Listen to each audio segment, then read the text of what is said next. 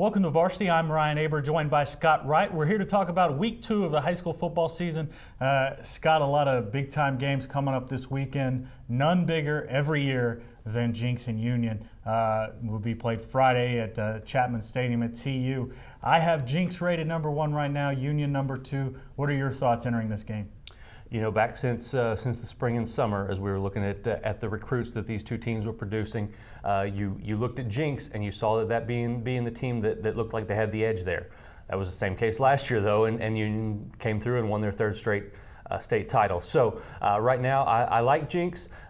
Big question whether or not Alex Ross, running back for Jinx, is at full strength.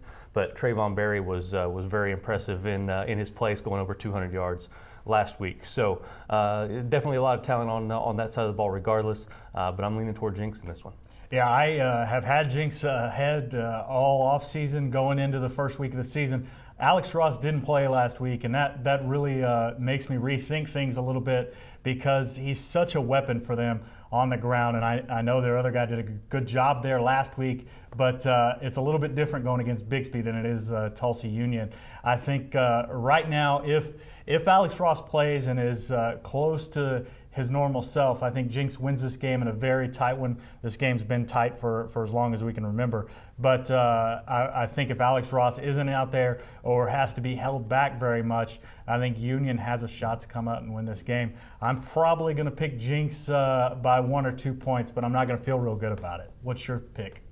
Yeah, I'm going with Jinx as well. I think that Alex Ross was held out last week more as a precaution because they knew that they could handle that game and get him back, get him an extra week to get healthy. I think that he'll be fine. I think that we'll see the Alex Ross that OU fans definitely want to be seeing in the next year or two. And then a game that you're going to be at on Saturday, Douglas and Millwood. Millwood, an impressive win last week against Star Spencer. Douglas, a tough loss down Monday in Dallas.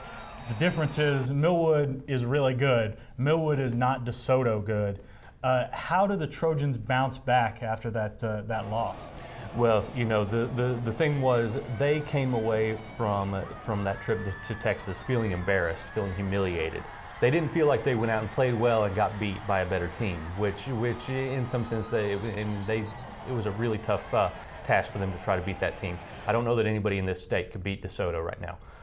But Douglas is a team that's really motivated to get that taste out of their mouth right now. Riding home on the bus with those guys was a very solemn bus ride home from Arlington, and a lot of talk about getting back to football this week and forgetting all about DeSoto and focusing on the next 9 and then the playoff games that are ahead. So.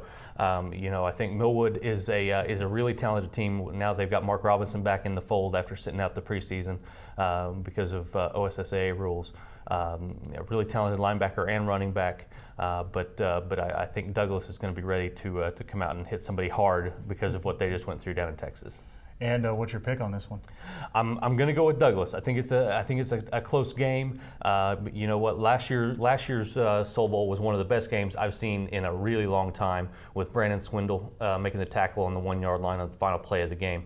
I think that we have another tight game. I'm going to go with Douglas in this one. I think they've got a little bit more talent on both sides of the ball right now.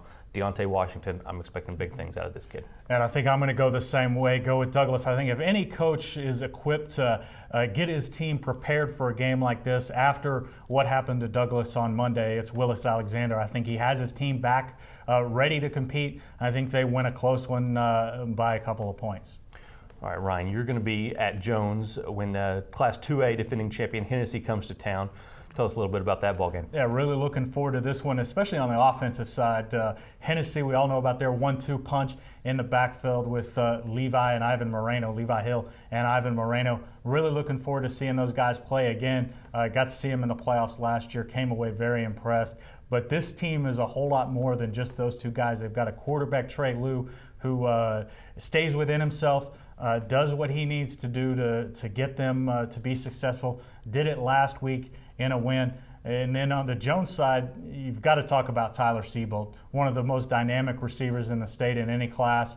And he's got a quarterback who can consistently get them the ball. The question is, will they be able to run the ball consistently? And I think that's going to be tough for Jones to do. That I think is the turning point right there. Is that Hennessy defense was so impressive last season. We saw them against Millwood in the playoffs, hold them down. Then Davis with the wishbone rushing attack in the state championship game, and they were able to contain them.